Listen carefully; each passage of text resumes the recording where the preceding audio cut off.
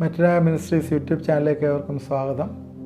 നമ്മൾ കഴിഞ്ഞ എപ്പിസോഡിൽ leaving, cleaving and becoming one flesh ഈ കാര്യങ്ങളെക്കുറിച്ചാണ് ചിന്തിച്ചുകൊണ്ടിരുന്നത്.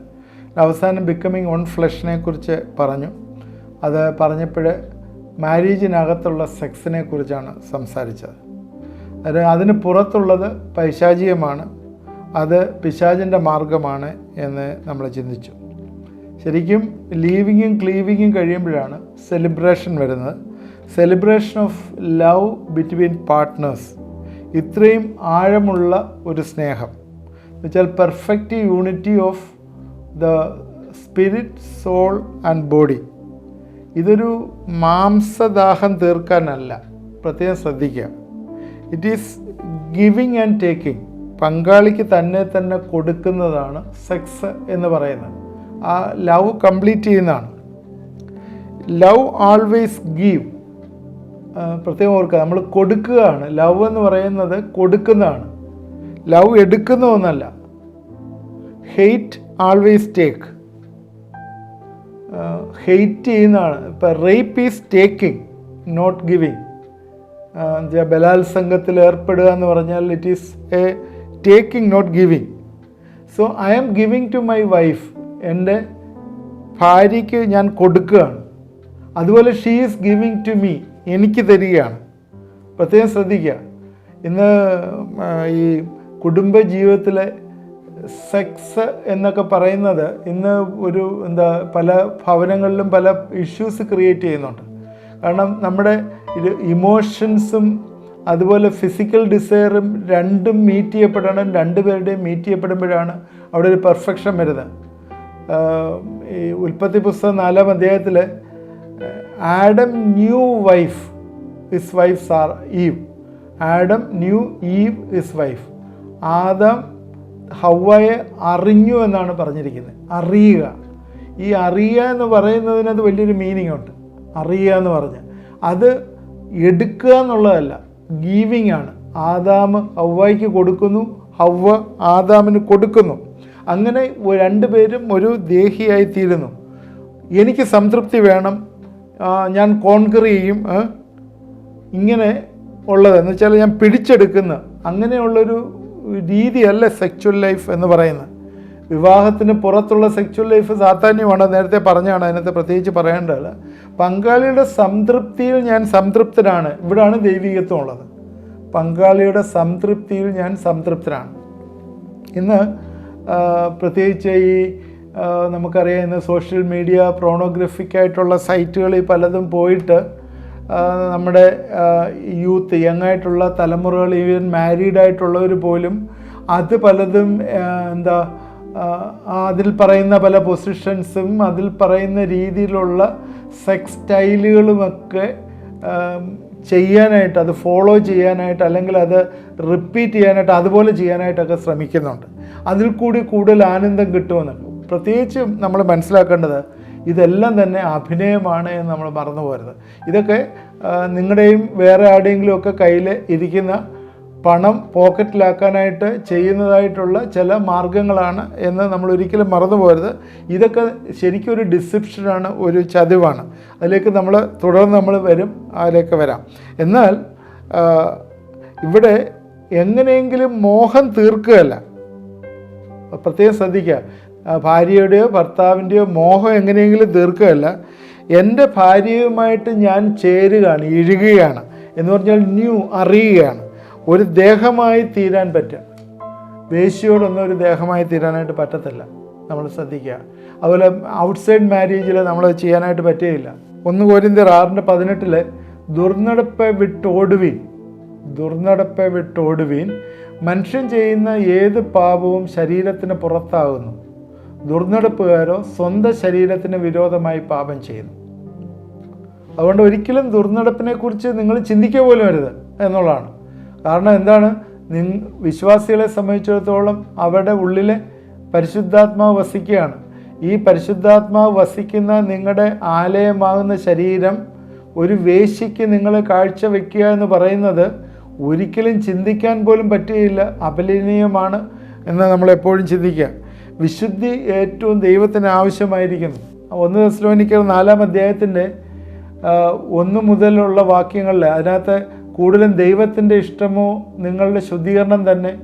3-ാം വാക്യം, നിങ്ങൾ ദുർനടപ്പ് വിട്ടൊഴിഞ്ഞ് ഓരോരുത്തൻ ദൈവത്തെ അറിയാത്ത ജാതികളെ പോലെ കാമവികാരത്തിലല്ല വിശുദ്ധീകരണത്തിലും മാനത്തിലും താൻ്റെ പാത്രങ്ങളെ നേടിക്കൊള്ളട്ടെ. ഇത് പ്രത്യേകം പറയുന്നുണ്ട്, ദൈവം നമ്മളെ അശുദ്ധിക്കല്ല. 7-ാം വാക്യത്തിൽ ദൈവം നമ്മെ അശുദ്ധിക്കല്ല വിശുദ്ധീകരണത്തിന് അത്രേ വിളിച്ചത്. ആകയാൽ തുച്ഛീകരിക്കുന്ന മനുഷ്യനെയല്ല, തൻ്റെ പരിശുദ്ധാത്മാവിനെ നിങ്ങൾക്ക് തരുന്ന ദൈവത്തെ തന്നെ തുച്ഛീകരിക്കുന്നു. ഇതെല്ലാം ക്ലിയറായിട്ട് വ്യക്തമായി പറയുന്നുണ്ട്. ഇത് എന്താണ് കാണിക്കുന്നത്? ഒരിക്കലും തന്നെ മോഹം തീർക്കാനും വേറൊരാളുടെ ഭാര്യയെ ആഗ്രഹിച്ച് അങ്ങോട്ട് പോകാനും ഒന്നുമല്ല ആഗ്രഹിക്കുന്നത്, ചെയ്യേണ്ടത്. എബ്രായർ 13:4 പറയുന്നുണ്ട്, കിടക്ക നിർമ്മലമായിരിക്കണം, അല്ലാത്തവരെ ദൈവം വിധിക്കുക തന്നെ ചെയ്യുമെന്ന് എബ്രായർ 13:4 ക്ലിയറായിട്ട് പറയുന്നുണ്ട്. കൊലോസ്യർ 3:5 ഇതേ കാര്യം പറയുന്നുണ്ട്. കൊലോസ്യർ 3:5 ആകയാൽ ദുർനടപ്പ്, അശുദ്ധി, അതിരാഗം, ദുർമോഹം, വിഗ്രഹാരാധന, അത്യാഗ്രഹം ഇങ്ങനെയുള്ള ഭൂമിയിലുള്ള നിങ്ങളുടെ അവയവങ്ങളെ മരിപ്പിപ്പീൻ. അതിൽ നമുക്ക് വലിയൊരു പോരാട്ടമുണ്ട്. നമ്മൾ ഈ അവയവങ്ങളെ മരിപ്പിക്കേണ്ടതായിട്ടുള്ള ഉത്തരവാദിത്വം ദൈവം നമ്മളെ ഏൽപ്പിച്ചിരിക്കുകയാണ്. അതുകൊണ്ട് പങ്കാളിക്ക് പുറത്ത് പോയി ഒരു ഫ്ലഷ് ആവാനായിട്ട് നിങ്ങൾ ഒരിക്കലും ശ്രമിക്കരുത്. അതുകൊണ്ട് എക്സ്ട്രാ മാരിറ്റൽ റിലേഷൻഷിപ്പ് ദൈവികമല്ല. എന്തുകൊണ്ടാണ് പലപ്പോഴും ഇത് സംഭവിക്കുന്നത്? നേരത്തെയൊക്കെ പുരുഷന്മാരായിരുന്നു പൊയ്ക്കൊണ്ടിരുന്നത്, ഇപ്പോൾ പുരുഷന്മാരെക്കാളും കൂടുതൽ സ്ത്രീകളാണ് പോകുന്നതെന്നാണ് പറയുന്നത്. കാരണം എന്താണെന്ന് വെച്ചാൽ അവരുടെ ജീവിതത്തിൽ തൻ്റെ ഭർത്താവിനേക്കാളും ബെറ്ററായിട്ട് വേറൊരാളിനെ കാണുന്ന ഒരു അനുഭവം. നമ്മളിപ്പം ഈ പത്രങ്ങളിലൊക്കെ ദിവസവും കണ്ടിട്ടുണ്ടല്ലോ, കുഞ്ഞിനെയും ഭർത്താവിനെയും ഉപേക്ഷിച്ച് സ്ത്രീ വേറൊരാളുടെ പോയ കാര്യവും. അതുപോലെ പണ്ടൊക്കെ തന്നെ ഭർത്താക്കന്മാർ പോകുന്ന കാര്യമാണ് നമ്മൾ കണ്ടുകൊണ്ടിരുന്നത്. എന്നാൽ ഇപ്പോഴും തിരിച്ചത് ഒരുപാട് കൂടിയിട്ടുണ്ട്. എന്താണ്, മറ്റൊരാൾ നിങ്ങളുടെ പങ്കാളിയേക്കാൾ നിങ്ങളെ സന്തോഷിപ്പിക്കുമെന്ന് കരുതിയാണ് നിങ്ങൾ മറ്റൊരാളുടെ പുറകെ പോകുന്നത്. എന്നാൽ അതൊരു ഫാക്റ്റ് അല്ല. ഏതൊരാൾക്കും ഒരു പുതിയ ഭക്ഷണം ഒരു നേരം കഴിക്കാൻ ഇഷ്ടം തോന്നും. എപ്പോഴും അങ്ങനെയാണ്. 10 ദിവസം അടുപ്പിച്ച് കഴിക്കുമ്പോൾ അത് മടുക്കും. നിങ്ങളുടെ പങ്കാളിക്കും മാത്രമേ നിങ്ങളെ സ്ഥിരമായിട്ട് സന്തോഷിപ്പിക്കാനായിട്ട് കഴിയുള്ളൂ എന്ന് നമ്മൾ മറന്നു പോരുത്. മറ്റൊരാൾ നിങ്ങൾക്ക് തരുന്നത് സെക്സാണ് തരുന്നത്, ലൈഫല്ല തരുന്നത്. എന്നാൽ God has given U A partner, നിങ്ങൾക്കൊരു പങ്കാളിയെ തന്നിരിക്കുന്നത് ടു സ്ട്രെങ്തൻ, നിങ്ങളെ ബലപ്പെടുത്താനായിട്ടാണ് തന്നിരിക്കുന്നത്, നിങ്ങളെ ഉറപ്പിക്കാനായിട്ടാണ് തന്നിരിക്കുന്നത്. മറ്റേത് 1 മിനിറ്റ് നേരം അല്ലെങ്കിൽ 5 മിനിറ്റ് നേരത്തേക്കുള്ളൊരു പ്ലഷറാണുള്ളത്. നിങ്ങളുടെ പ്രതിസന്ധിയുടെ സമയത്ത് സുഖം തേടിപ്പോയ ഒരു വ്യക്തിയും നിങ്ങളെ സഹായിക്കാനായിട്ട് കാണുകയില്ല. നിങ്ങൾ ലൈഫ് പാർട്ട്ണർ മാത്രമേ കാണുകയുള്ളൂ എന്ന് മറന്നു പോരുത്. അതുകൊണ്ട് അതൊരു സാത്താൻ്റെ വഞ്ചനയാണ്, ഡിസീപ്ഷനാണ്. ചിലപ്പോൾ ഒരു കാര്യം പ്രത്യേകം ഇതിനകത്ത് ശ്രദ്ധിക്കേണ്ടത്, നിങ്ങൾ പ്രത്യേകിച്ച് ഈ വർക്ക് ചെയ്യുന്ന സാഹചര്യങ്ങളിൽ, ഭാര്യയും ഭർത്താവും 2 സ്ഥലങ്ങളിൽ 2 ഓഫീസുകളിലൊക്കെ വർക്ക് ചെയ്യുന്ന സാഹചര്യങ്ങളിൽ ഇങ്ങനെ ഒരുപാട് ഇൻട്രാക്ഷൻസ് അല്ലെങ്കിൽ മറ്റുള്ള ഓപ്പോസിറ്റായിട്ടുള്ള സെക്സുമായിട്ടുള്ള ഒരുപാട് ഇൻട്രാക്ഷൻസ് വരുമ്പോൾ ചില ആളുകൾ അറിഞ്ഞുകൊണ്ടും ചില ആളുകൾ അറിയാതെയും എങ്ങനെയായാലും ചില രീതിയിലുള്ള അഡ്വാൻസ്മെൻറ്റ്സ് പല രീതിയിൽ നടത്താറുണ്ട്. അത് ചിലപ്പോൾ ഡിസിപ്ഷനായിരിക്കും. നിങ്ങൾ വിചാരിക്കും, അയ്യോ ഭാര്യ തരുന്നതിനേക്കാളും കൂടുതൽ കംഫർട്ട് എനിക്ക് തരുന്നുണ്ട്, അല്ലെങ്കിൽ ഭർത്താവ് എന്നോട് ഇതുവരെ ഇങ്ങനെയൊന്നും പറഞ്ഞിട്ടില്ലല്ലോ, സാരി നീ ബ്യൂട്ടിഫുൾ ആയിരിക്കുന്നു, നിൻ്റെ സാരി എത്ര നല്ലതാണ്, അല്ലെങ്കിൽ നീ ചെയ്ത കാര്യം എത്ര നല്ലതാണ്, നിൻ്റെ സാൻഡൽസ് എത്ര നല്ലതാണ്, നീ ആ ജോബ് നല്ലതായിട്ട് ചെയ്തു തന്നല്ലോ എന്നൊക്കെ പറഞ്ഞ് നിങ്ങളെ അപ്രീഷിയേറ്റ് ചെയ്യുമ്പോഴേ, എൻ്റെ ഭർത്താവ് ഞാൻ എന്തൊക്കെ ഉണ്ടാക്കി കൊടുത്തിട്ടും ഒന്നും പറയുന്നില്ല, ഒരു നല്ലൊരു വാക്ക് പോലും പറയുന്നില്ലല്ലോ എന്ന് പറഞ്ഞിട്ട് നിങ്ങൾക്ക് ഭർത്താവിനേക്കാളും കൂടുതലൊരു കൺസേൺ നിങ്ങളുടെ വർക്ക് മേറ്റിനോട് ഉണ്ടാവും. അത് നാച്ചുറലായിട്ടുള്ളൊരു കാര്യമാണ്. അത് ഞാൻ എന്ത് ചെയ്താലും എൻ്റെ ഭർത്താവ് എന്നെ കുറ്റം പറഞ്ഞുകൊണ്ടേയിരിക്കും. ശരിയാണ്, നിങ്ങൾ ഈ വർക്ക് ചെയ്യുന്ന ആളുമായിട്ട് മണിക്കൂറുകൾ മാത്രമേ ഇൻട്രാക്ട് ചെയ്യാറുള്ളൂ. ഭർത്താവുമായിട്ട് അങ്ങനെയല്ല. എല്ലാ ദിവസവും 24 മണിക്കൂർ അല്ലെങ്കിൽ രാത്രിയിലോട്ട് വൈകിട്ട് ഓഫീസിൽ നിന്ന് തിരിച്ച് ചെന്ന് പിറ്റേന്ന് ഓഫീസിൽ വരുന്നവരെ ഭർത്താവിനോടാണ് ചേർന്ന് താമസിക്കുന്നത്. അപ്പോൾ അദ്ദേഹത്തിന് മാത്രമേ അറിയാവൂ നിങ്ങളുടെ കുറവും കുറ്റവും എന്തൊക്കെയാണെന്ന്. അതുകൊണ്ട് ലൈഫ് പാർട്ട്ണറാണ് കുറ്റം പറയേണ്ടത്, വേറെ ആരാ കുറ്റം പറയേണ്ടത്? ലൈഫ് പാർട്ട്ണർക്കേ അറിയാവൂ നിങ്ങളുടെ സ്വഭാവം. മറ്റുള്ളവരടുത്ത് നിങ്ങൾ ഒന്ന് സോപ്പിട്ട് ഒന്ന് സോഫിസ്റ്റിക്കേറ്റഡ് ആയിട്ട് നിങ്ങൾ കാണിക്കുകയല്ലേ, നിങ്ങളൊന്ന് പ്രസൻറ്റ് ചെയ്യല്ലേ നിങ്ങളെക്കുറിച്ച്. അത് പറയുമ്പോൾ കൂടെ ചിലപ്പോൾ അത് നിങ്ങൾക്കൊരു അപ്രിസിയേഷനായിട്ട് തോന്നുമ്പോഴേ അതൊരു ലൈക്ക്നെസ്സിനേക്ക് അല്ലെങ്കിൽ അവനോടൊരു ലവായിട്ടോ അല്ലെങ്കിൽ ഒരു അഫെക്ഷനായിട്ടോ തോന്നിയാൽ അതിൽ തെറ്റൊന്നുമില്ല. എന്നാൽ അത് ഒരു സെക്ച്വൽ റിലേഷനിലേക്കും നിങ്ങളുടെ ഭർത്താവിനെ ഉപേക്ഷിച്ചിട്ട് വേറൊരാളുടെ കൂടെ പോകുന്നതിലും ഒക്കെ പോകാനായിട്ട് പാടില്ല. അത് ദൈവിക പ്രമാണമല്ല, ദൈവകൽപ്പനയല്ല. ഒരിക്കലും ഒരു പാർക്കിൽ ഒരു ഭാര്യയും ഭർത്താവും പോലെ അപ്പുറവും ഇപ്പുറമായിട്ട് ഭാര്യയും ഭർത്താവും ഇരിക്കുകയായിരുന്നു.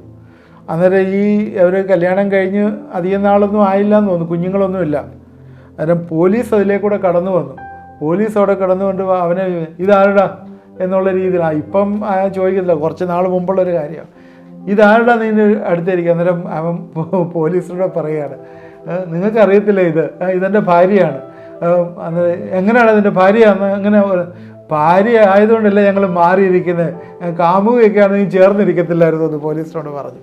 ഒരു മനുഷ്യൻ്റെ ഒരു ചിന്താഗതി ഇതാണ്, ഒരു എമോഷണലായിട്ടുള്ളൊരു അറ്റാച്ച്മെൻറ്റ്. ഇങ്ങനെ ഒരു അറ്റാച്ച്മെൻറ്റ് ഇന്ന് പല രീതിയിലും ഉണ്ടാവുന്നുണ്ട്. ഭാര്യ എന്ന് പറഞ്ഞാൽ എന്തോ അടുപ്പിക്കാൻ കൊള്ളത്തില്ല, അത് എന്നും കണ്ടുകൊണ്ടിരിക്കുന്ന, അതുകൊണ്ട് എപ്പോഴും ഒരു പുതുമ വേണം. ഇതൊക്കെ എവിടുന്നാണ് വന്നതെന്ന് നമുക്കറിയാമോ? നമ്മൾ കാണുന്ന സീരിയലിൽ നിന്നും, നമ്മൾ കാണുന്ന സോഷ്യൽ മീഡിയയിലും, അതുപോലെ നമ്മൾ കാണുന്ന ഈ സിനിമകളിലും, അതുപോലെ മറ്റുള്ള പെർവേർട്ടഡ് ചാനൽസ് ഒരുപാടുണ്ട്. സെക്ച്വൽ ചാനൽസ്, സെക്സ് ചാനൽസ് ഒക്കെ ഉണ്ട്, ഒരുപാടുണ്ട്. ഇതിലൊക്കെ കാണുന്ന വേണ്ടാത്ത കാര്യങ്ങൾ ഇത് ഉള്ളിലോട്ട് വന്നിട്ട് ഇത് എടുത്തിട്ട് അവിടെ നിൽക്കുന്ന വ്യക്തിയെ നമ്മുടെ ഭാര്യയായിട്ടും ഭർത്താവായിട്ടും നമ്മൾ അങ്ങോട്ട് കമ്പയർ ചെയ്യുമ്പോൾ അയാൾ ചെയ്യുന്ന പോലെ അല്ലല്ലോ ഇയാൾ ചെയ്യുന്നത്. അന്നേരം എനിക്ക് ഇതിനേക്കാളും ബെറ്ററായിട്ടൊരു ഓപ്ഷൻ കിട്ടും അല്ലേ എന്ന് പറഞ്ഞിട്ട് പലപ്പോഴും തെറ്റിപ്പോകാനുള്ള സാധ്യതകൾ പലതുമുണ്ട്. ഒരേ ഒരു കാര്യം നമ്മൾ ഓർക്കുക, we are welded together with our partner. നമ്മുടെ പാർട്ട്ണറുമായിട്ട് നമുക്കൊരു ഇമോഷണൽ അറ്റാച്ച്മെൻ്റ് ഉണ്ട്. Never thinks that he is better, വേറൊരാൾ better than my life partner. എൻ്റെ ലൈഫ് പാർട്ട്ണറിൽ നിന്ന് ബെറ്റർ അല്ല വേറൊരാൾ. കാരണം ദൈവം കൂട്ടി യോജിപ്പിച്ചതാണ്, അതിൽ നിന്ന് വ്യത്യസ്തമായിട്ടുള്ള ഒന്നല്ല. അതിനേക്കാളും ബെറ്ററായിട്ട് ഞാനുണ്ട്, അല്ലെങ്കിൽ അതിനേക്കാളും ബെറ്ററായിട്ട് ഞാൻ ഇടപെടാം എന്ന് പറഞ്ഞു കഴിഞ്ഞാൽ, ആര് പറഞ്ഞാലും, കൂവർ മേ ബി നിങ്ങളൊരിക്കൽ വന്ന് പറഞ്ഞാലും അവരെ ഗെറ്റ് ഔട്ട് അടിക്കണം എന്നുള്ളതാണ് എനിക്ക് പറയാനായിട്ടുള്ളത്. കാരണം അവർക്ക് യാതൊരു റോളുമില്ല. കാരണം ഈ കുടുംബജീവിതത്തിലെ ഇടയ്ക്ക് കയറി നിങ്ങളുടെ ജീവിതത്തെ തകർക്കാൻ വന്ന പൈശാചികമായ ഡിസിപ്ഷനാണത്. ഇങ്ങനെ ആയിട്ട് സെക്കുലറായിട്ടുള്ള ഇങ്ങനെയുള്ള പല ഡെവലപ്മെൻറ്റ്സ് വന്ന്, എനിക്കറിയാവുന്ന ആളുകളുണ്ട്, ഡെവലപ്മെൻറ്റ്സ് വന്ന് പലരും സെക്കുലർ കൗൺസിലർ ഒരിക്കലൊക്കെ പോകും. സെക്കുലർ കൗൺസിലർ ഒരിക്കലൊക്കെ പോകുമ്പോൾ ചില കേസുകളിൽ ഞാൻ ഒരിക്കലും കേട്ടിട്ടുണ്ട്, ഈ സെക്കുലർ കൗൺസിലർ തന്നെ ആ സ്ത്രീയെ അടിച്ചു മാറ്റിക്കൊണ്ട് പോയ കേസുള്ളവരുണ്ട്, അങ്ങനെയൊക്കെ ഉണ്ട്. എന്നാൽ ഒടുവിൽ ആ കൗൺസിലർ പറയുന്നത് എങ്ങനെയാണ്, ഞാനെനിക്ക് പറയാനുള്ളതെല്ലാം പറഞ്ഞു, നിങ്ങൾ അഡ്ജസ്റ്റ് ചെയ്യുക, നിങ്ങളുടെ പ്രശ്നം തീർക്കുക എന്നുള്ള കാര്യമാണ് പറയുന്നത്. ഇങ്ങനെയൊക്കെയുള്ള ഇഷ്യൂസ് വരുമ്പോൾ നമ്മൾ ദൈവത്തിൻ്റെ ഒരിക്കലാണ് ചിലരുടെ ഫാമിലിയിലെ പ്രോബ്ലംസ് വരുന്ന ഡിസ്കസ് ചെയ്യുന്ന സമയത്ത് ഞാനത് പറയാം. അതുകൊണ്ട് പ്രത്യേകം ശ്രദ്ധിക്കണം എൻ്റെ പ്രിയ ശ്രോതാക്കളെ, ഭാര്യമാരും ഭർത്താക്കന്മാരും. ദൈവം നിങ്ങൾക്ക് വേണ്ടി ഒരുക്കിയ ഭാര്യയും ഭർത്താവും, യൗവനത്തിലുള്ളതിൻ്റെ ഭാര്യയെ നീ ചേർത്ത് കൊള്ളുക. ഭർത്താവ് ഭാര്യയും വെൽഡഡ് ടുഗദറാണ്. അവർ ഒരുമിച്ച് ജീവിക്കുന്നതുകൊണ്ടാണ് അന്യോന്യം കുറ്റം പറയുന്നത്, അവർ വഴക്ക് പറയുന്നത്. അതുകൊണ്ട് ഒരു പ്രശ്നം ക്രിയേറ്റ് ചെയ്യുകയല്ല ചെയ്യുന്നത്. വേറൊരാൾ അയ്യോ നീ നല്ലതാണ്, അല്ലെങ്കിൽ നിൻ്റെ വർക്ക് അപ്രീഷ്യബിളാണ്, നീ ഇവിടുത്തെ സാരി നല്ലതെന്ന് പറഞ്ഞ് അവൻ്റെ പുറകെ പോകുന്ന ഒരു അനുഭവമല്ല വേണ്ടത്. കാരണം വഴക്കും കുറ്റമൊക്കെ പറയുന്നത് സ്നേഹത്തിൽ നിന്ന് ജനറേറ്റ് ചെയ്താണ്. ആമോസിൻ്റെ പുസ്തകം 3:2 ദൈവം വഴക്ക് പറയുന്നൊരു ഭാഗമുണ്ട്. അതെന്താണെന്ന് നമുക്കൊന്ന് വായിക്കാം. ആമോസിൻ്റെ പുസ്തകം 3:2 ഇങ്ങനെയാണ് എഴുതിയിരിക്കുന്നത്, ഭൂമിയിലെ സകല വംശങ്ങളിലും വെച്ച് ഞാൻ നിങ്ങളെ മാത്രം തിരഞ്ഞെടുത്തിരിക്കുന്നു, അതുകൊണ്ട് ഞാൻ നിങ്ങളുടെ അകൃത്യങ്ങളെ നിങ്ങൾ സന്ദർശിക്കും. ദൈവം പറയുന്ന ഇസ്രായേൽ മക്കളെക്കുറിച്ച് പറയുന്നതാണ്. ഞാൻ ഭൂമിയിൽ ഒരുപാട് വംശങ്ങളുണ്ട്, എന്നാൽ ഞാൻ നിങ്ങളെ മാത്രം തിരഞ്ഞെടുത്തിരിക്കുക, അതുകൊണ്ട് ഞാൻ നിങ്ങളുടെ അകൃത്യങ്ങളൊക്കെയും സന്ദർശിക്കും. ഓക്കെ, എന്തുകൊണ്ടാണ്? നിങ്ങളുമായിട്ട് റിലേഷൻഷിപ്പ് ഉള്ളത് കൊണ്ടാണ്. നിങ്ങളെ വഴക്ക് പറയുന്നത് നിങ്ങളുമായിട്ടൊരു കവനൻ്റ് ഉള്ളത് കൊണ്ടാണ്. അതുകൊണ്ടാണ് ഞാൻ വഴക്ക് പറയുന്നത്. അതുകൊണ്ട് പാർട്ട്ണർ വഴക്ക് പറഞ്ഞാൽ മനസ്സിലാക്കണം, ഭാര്യമാർ ഭർത്താക്കന്മാരെ സ്നേഹത്തോടുകൂടി കറക്റ്റ് ചെയ്യണം. അതുപോലെ ഭർത്താക്കന്മാർ ഭാര്യമാരെ സ്നേഹത്തോടുകൂടി ചില ശാസനകൾ കൊടുക്കണം. ഇതെല്ലാം തന്നെ അന്യോന്യം മനസ്സിലാക്കുകയും ദൈവത്തിൻ്റെ സന്നിധിയിലിരുന്ന് പ്രാർത്ഥിച്ച് ക്ഷമ ചോദിക്കുകയും ചെയ്യേണ്ടതാണ്. അതുകൊണ്ട് ഇങ്ങനെ ഒരുമിച്ച് ജീവിക്കുമ്പോൾ ഇങ്ങനെ അന്യോന്യം ചെറിയ വഴക്കുകളും ദൈവസന്നിധിയിൽ ആ പ്രാർത്ഥന ആ സമയത്ത് ആൾട്ടറിൻ്റെ മുമ്പിൽ, ഫാമിലി ആൾട്ടറിൻ്റെ മുമ്പിൽ അത് സമർപ്പിക്കപ്പെടുകയും ചെയ്യുമ്പോൾ ഈ പരുങ്ങലുകളെല്ലാം ഡിസപ്പർ ചെയ്ത് ജീവിതം കുറേ കൂടെ വെൽഡഡ് ആവുന്ന അനുഭവമാവും. അത് ഞാൻ എൻ്റെ വാക്കുകളിലൂടെ അവസാനിപ്പിക്കുകയാണ്. 3 കാര്യങ്ങളാണ് നമ്മൾ ഇതുവരെയും പറഞ്ഞുകൊണ്ടിരുന്നത്. 1 living, 2 cleaving, 3 becoming one flush. വിടുക, ചേരുക, ഒരു ശരീരമായി തീരുക. ഈ 3 കാര്യം കുടുംബജീവിതത്തിലെ ഏറ്റവും പരമപ്രധാനമാണ്. ഇതിൻ്റെ ഇടയ്ക്ക് ആരെങ്കിലും നിന്ന് കളിച്ചാൽ, വിടാതെയോ ചേരാതെയോ അല്ലെങ്കിൽ ഒരുമിച്ചാകാതെയോ നിന്ന് കളിച്ചാൽ അവിടെയൊക്കെ പ്രശ്നങ്ങളുണ്ടാവും എന്ന് നമ്മൾ ചിന്തിക്കുക. ഈ പ്രശ്നം ഉണ്ടാകുന്നതിൻ്റെ ഒരു കാരണം ഇതൊക്കെ തന്നെയാണ്. അപ്പോഴേ കുടുംബജീവിതങ്ങളുടെ പ്രശ്നങ്ങളിലെ ആ റിലേഷൻഷിപ്പിനകത്തുള്ള ചില കാര്യങ്ങൾ നമ്മൾ ചെയ്യേണ്ടതിനെക്കുറിച്ചും തുടർന്ന് ആ പ്രശ്നങ്ങളിലേക്ക് നമ്മൾ കയറുന്നതിനെക്കുറിച്ചും ഒക്കെയാണ് ഇനിയിപ്പോൾ അടുത്ത എപ്പിസോഡിലേക്ക് നമ്മൾ ചിന്തിക്കുന്നത്. ഇന്നത്തെ ചിന്തകൾ നമുക്ക് പ്രയോജനമായി എന്ന് വിചാരിക്കുന്നു. അതുകൊണ്ട് നമ്മുടെ ജീവിതങ്ങളിൽ ഈ ഒരുമിച്ച് ആയിരിക്കുക, അന്യോന്യം സഹകരിക്കുക, അന്യോന്യം സ്നേഹിക്കുക, അന്യോന്യം കൊടുക്കുക, അന്യോന്യം അറിയുക. ഇതിന്ന് ഏറ്റവും ഇമ്പോർട്ടൻ്റ് ആണ്. അത് നമ്മുടെ ജീവിതത്തിൽ ഒരിക്കലും നമ്മൾ ഉപേക്ഷിക്കരുത്. പ്രാർത്ഥിക്കാം. ദൈവമായ കർത്താവേ, ഇത് കണ്ടുകൊണ്ടിരുന്ന പ്രിയപ്പെട്ട കുടുംബ ബന്ധങ്ങളിൽ ആയിരിക്കുന്ന പ്രിയപ്പെട്ടവരെ പ്രത്യേകിച്ച് ഞങ്ങളെ ഏൽപ്പിച്ച് പ്രാർത്ഥിക്കുന്നു. കുടുംബജീവിതത്തിൽ അന്യോന്യം സ്നേഹിപ്പാനും കരുതുവാനും അറിയുവാനും കർത്താവെ ഇടവരുത്തണമേ. കർത്താവെ, കുടുംബങ്ങളായിട്ട് നീ വെൽഡ് ചെയ്ത് കർത്താവെ വൺ ഫ്ലഷ് ആക്കിയിരിക്കുകയാണ്. ഒരിക്കലും സെപ്പറേറ്റ് ചെയ്യുവാനായിട്ട് പറ്റുകയില്ല. അത് കർത്താവെ ഞങ്ങളെ അറിയുകയും അതനുസരിച്ച് ഞങ്ങളെ വളരുകയും ചെയ്യുവാനായിട്ട് സഹായിക്കണമേ. ഏതെങ്കിലുമൊക്കെ ഇഷ്യൂസായിട്ട് കർത്താവെ ഇരിക്കുന്ന പ്രിയ വ്യക്തികൾ ഇത് കാണുന്നു. ദൈവമേ, ഞങ്ങൾ അവർക്ക് വേണ്ടി പ്രാർത്ഥിക്കുന്നു. കർത്താവ് ഒരിക്കലും അതൊരു വലിയൊരു പ്രയാസമായി തീരാതെ കർത്താവിൻ്റെ മുന്നിൽ വന്ന്, കർത്താവിൻ്റെ ഓൾട്ടറിന് മുമ്പിൽ വന്ന് അന്യോന്യം സ്നേഹിച്ച് കർത്താവെ അന്യോന്യം കെട്ടിപ്പിടിച്ച് കർത്താവെ ദൈവസേനയിൽ ഏറ്റുപറഞ്ഞ് ദൈവസേനയിൽ ഒരുമിച്ചാകാനായിട്ട് കർത്താവെ പ്രിയപ്പെട്ടവരെ ഇടവരുത്തണമേ, സഹായിക്കണമേ എന്ന് പ്രാർത്ഥിക്കുന്നു. എൻ്റെ കരങ്ങളിലേക്ക് സമർപ്പിക്കുന്നു. കർത്താവ് ഇത് കണ്ടുകൊണ്ടിരുന്ന എല്ലാവരെയും അനുഗ്രഹിച്ച് പ്രാർത്ഥിക്കുന്നു. തുടർമാനമായിട്ട് കർത്താവെ ഞങ്ങളെയൊക്കെ നീ അനുഗ്രഹിക്കുകയും സഹായിക്കുകയും ചെയ്യണം. യേശുക്രിസ്തുവിൻ്റെ നാമത്തിൽ പ്രാർത്ഥിക്കുന്നു, കേൾക്കുമാറാകണമേ. ആമേൻ. ഇത് കണ്ടുകൊണ്ടിരുന്ന എല്ലാവരെയും അനുഗ്രഹിക്കട്ടെ. നിങ്ങളുടെ ഫ്രണ്ട്സിന് ഇത് ഷെയർ ചെയ്ത് കൊടുക്കുക. വാട്സാപ്പിലോ അല്ലെങ്കിൽ ഫേസ്ബുക്കിലോ ഒക്കെ ഇത് ഷെയർ ചെയ്ത് കൊടുക്കുക. ഇത് എല്ലാവർക്കും പ്രയോജനമായി തീരുന്ന കാര്യങ്ങളാണ്. അതുപോലെ എന്തെങ്കിലും കമൻ്റ് ഉണ്ടെങ്കിൽ കമൻറ്റ് ബോക്സിൽ ഇടുക. പ്രെയർ റിക്വസ്റ്റ് ഫാമിലീസുമായിട്ട് ബന്ധപ്പെട്ട് നിങ്ങൾ അയച്ചു തന്നാൽ അതിനുവേണ്ടി പ്രാർത്ഥിക്കുന്നതാണ്. ദൈവം നമ്മളെ എല്ലാവരെയും അനുഗ്രഹിക്കുമാറാകട്ടെ.